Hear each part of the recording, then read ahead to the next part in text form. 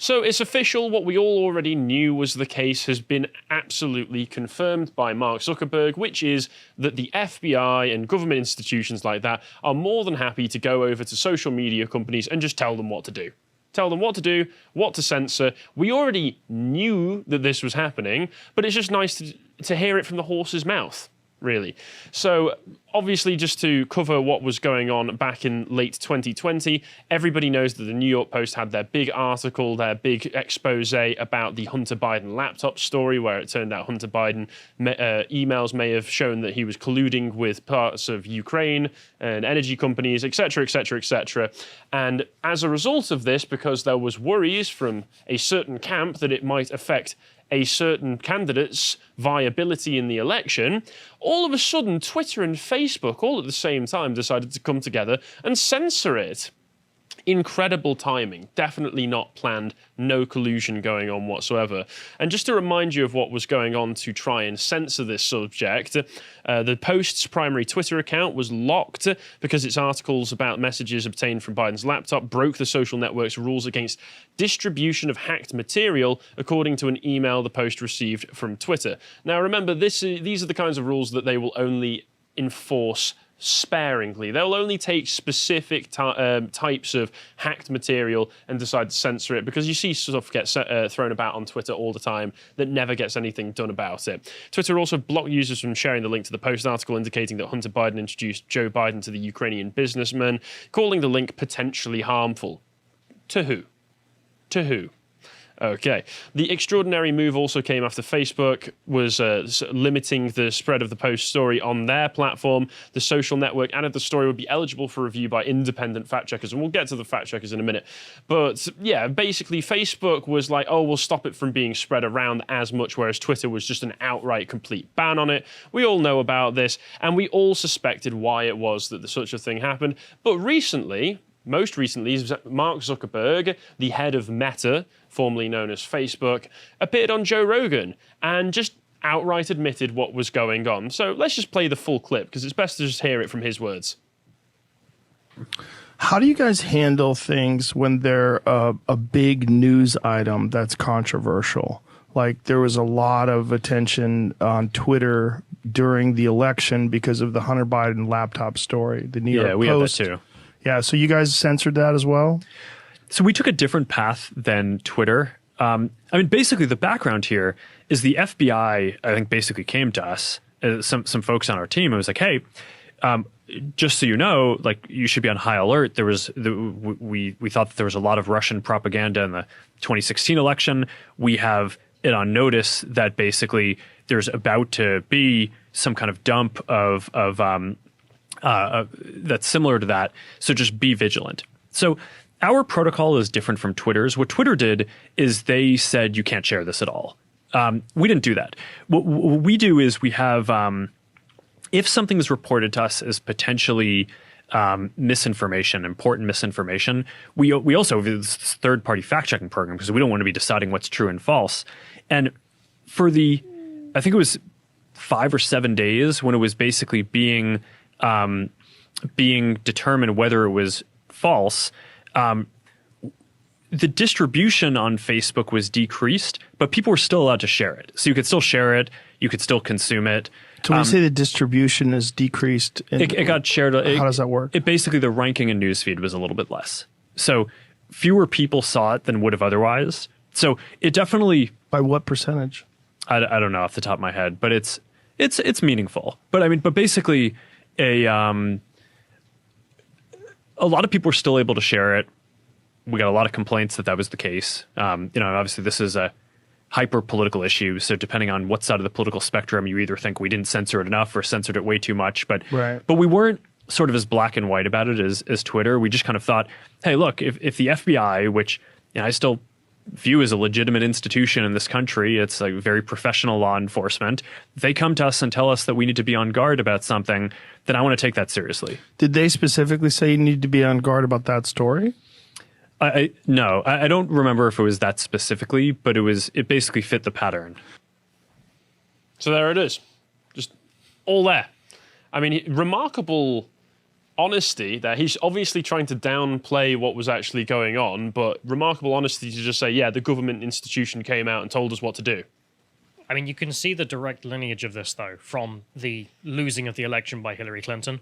So I remember, so we did the Active Measures book club, and in there was the facts of what the Russians actually did during that election period, which is they set up the Internet Research Agency, which was a troll farm where you would literally make shit posts like Jesus and Satan arm wrestling and be like, yeah, Trump, Hillary, just to see like what could they actually do to try and influence an election, and it was a disaster. They spent millions of dollars on this research agency, and the reach was pathetic. Only after they lost the election did they make a huge deal about this, like, look, the Russian Russians... collusion. Yeah, but that was specifically made by Hillary Clinton's campaign and the coalition of corrupt American elites who had just lost. They took that small thing that had happened, which is the Russians did try and utterly fail, and then made it into a huge, oh my God, the Russians are destroying our elections on purpose. So then they could claim any criticism of our candidates in future is just Russian propaganda. You need to shut this down. And then use the FBI, or directly or indirectly, as a tool. And then you can see something else there, which is that Zuck, Susan at YouTube, Jack Dorsey, these people are also used as tools. They're only permitted in their place because the FBI came to them and said, oh, by the way, Russian interference, you should be on guard. So if there's any criticism of our candidate, therefore, they could genuinely believe, at least on face, that, oh, this is Russian propaganda, so we have a right to censor it, and then fall in line with the regime. Well, yeah, because the regime has ways of punishing people who don't go along. At the moment, I covered this last week or the week before, Meta, it's weird to call them that, but Meta is currently undergoing a lawsuit from the FCA for antitrust monopoly tactics that they're trying to make because they're trying to buy one tech company. They're trying to merge with one tech company so they can get access to a bit more VR stuff for the metaverse. But realistically speaking, it's probably because the government can just do that at any point. They have all of these different laws and regulations set in place so that if you're a company that doesn't abide by what they want, and Facebook, despite the fact that they have gone along with FBI stuff before, have proven to push back just a little bit more than companies like Twitter. So what's an easy way to get them to fall in line? Financial repercussion, potentially shut your business down, any such thing, even if you're as big as Meta and Facebook. But I mean, you could expect that the corrupt coalition that is the Democrat alliance there around Clinton making this fake Russia story, and purposely, I mean, like in Active Measures, you get to the point where it's purposely just made up because there's just not enough evidence to even claim that the Russians have any capabilities. No, really, of course not. in that regard. You can only allege election rigging when it's the correct side doing so. And that's expected. But of course, the FBI is the big story there because a government institution being that captured by a clearly made-up narrative by a corrupt coalition of losers. Like, they just lost the election. Well, it's blatantly partisan, and I would say they're not captured by the narrative. They want to push that narrative because they are obviously favoring one side. But it's a great example from Zuck's face, him telling you, yeah, the FBI are so infiltrated by these people that they would come to ask and in no uncertain words, frankly, tell us, yeah, if something happens, you need to censor it because it's bad for our coalition. Yeah, it's great to hear it straight from the horse's mouth. And it is just confirmation that the next time you see all of these social media companies all come together at the same time to censor a particular story, you should probably look more into that story than they want you to, because that means that the deep state probably doesn't want you hearing about it. And I also wonder what Sam Harris might have to say about something like that, but that's a different subject. So Minds were the ones who originally shared this out, and they also shared this underneath it saying that, here's another example of a time where Facebook has colluded with partisan governments, where they agreed to censor posts for the Vietnam government who were they wanted to increase censorship of anti-state posts for local users, and the government slowed their traffic down so that Facebook wasn't working very well in Vietnam at first until they eventually agreed to do it. So even outside of political or financial repercussions, there are just, quality of life inconveniences that they can put in your way through manipulation of servers and such to be able to punish you and get you to fall in line. So Facebook isn't above colluding with governments when the governments are going to punish them for not doing so. And speaking of which, we've also got the latest news from Meta saying that they're planning on suppressing misinformation in the 2022 midterm elections. And they say, building on its work in the 2020 election cycle, I wonder which way this suppression of misinformation is going to go. Is it going to be going in suppressing Democratic conspiracy theories, left-wing conspiracy theories.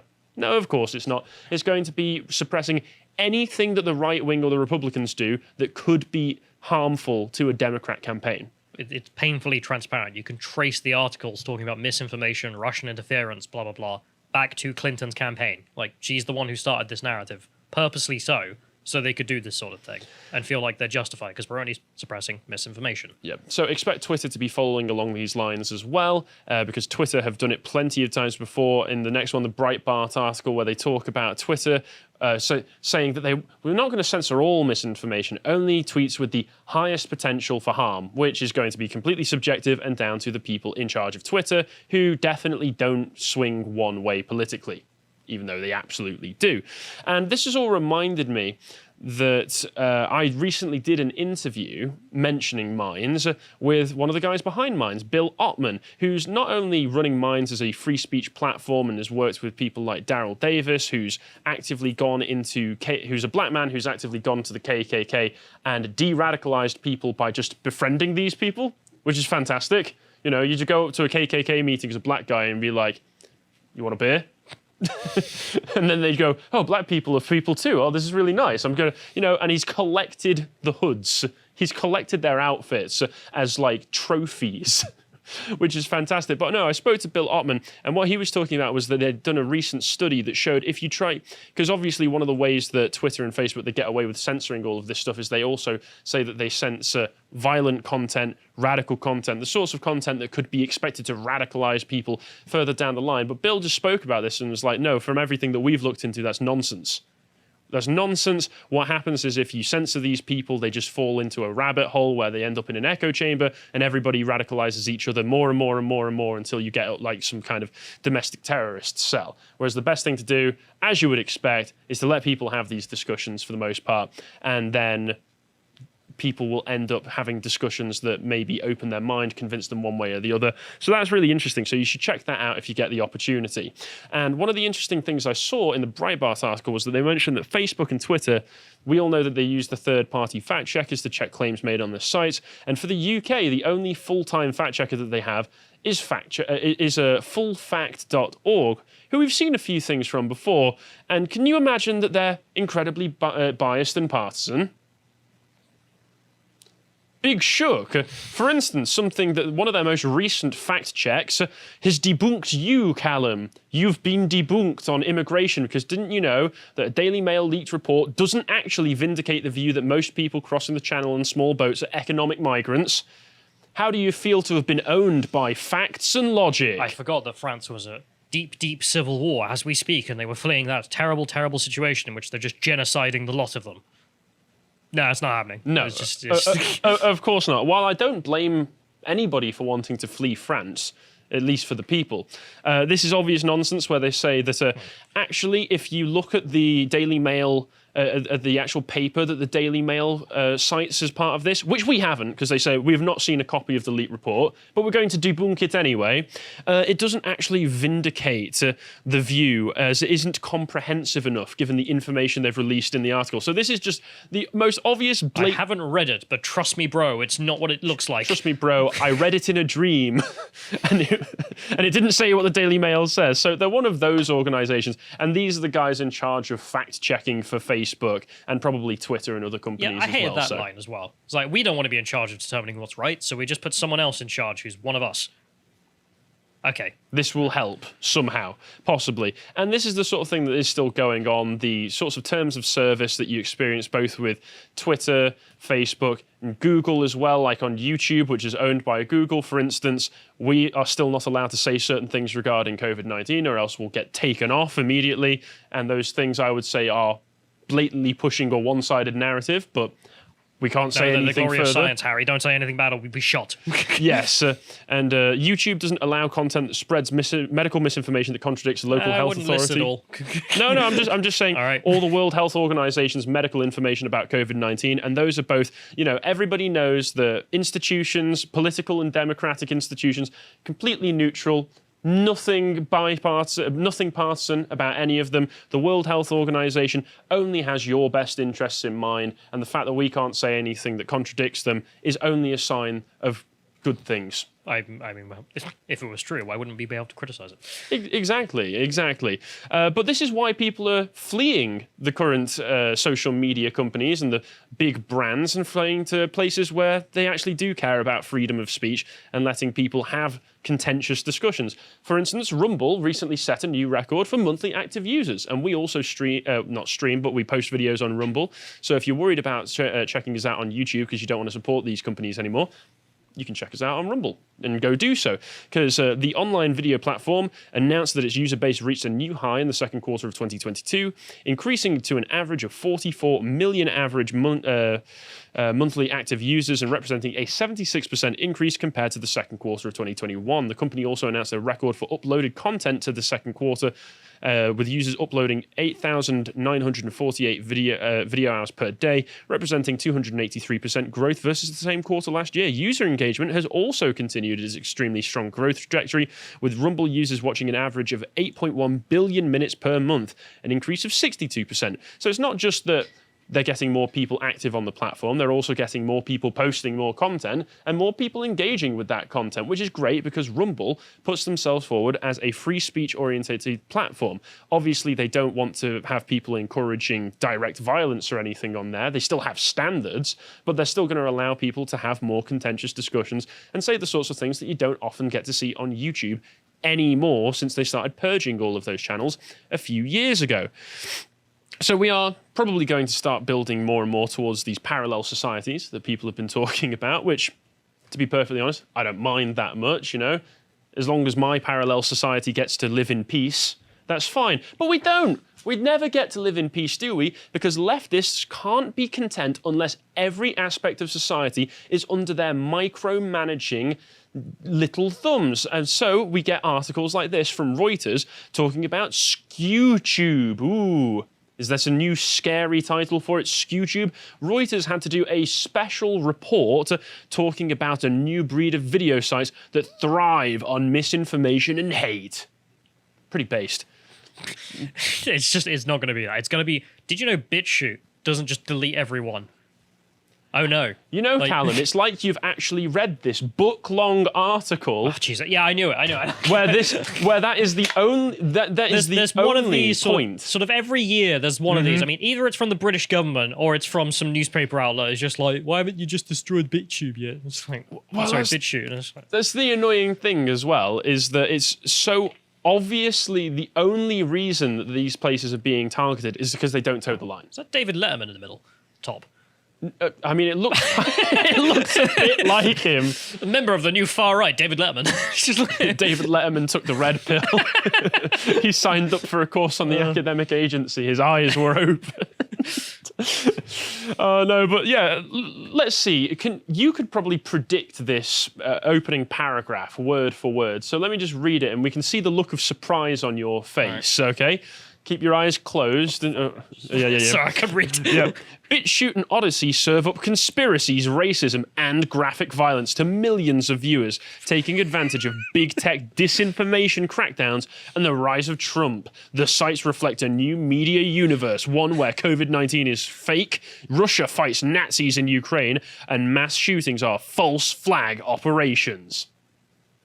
It's like an algorithm wrote this article. I mean, they probably can. I mean, in 2 years, I reckon they will be able to pump these out. Because if you give an algorithm the number of articles that have been written like this, I mean, I imagine it's pretty easy for the robot to get it right. To be fair, you could probably... Andrew R.C. Marshall and Joseph Tanfani, who wrote this article... Are they real? They might be fake people. And if they are real, they probably just downloaded a template that you can get. If you're working for Reuters, you've got the far-right conspiracy site template where you just need to get interchangeable names for it.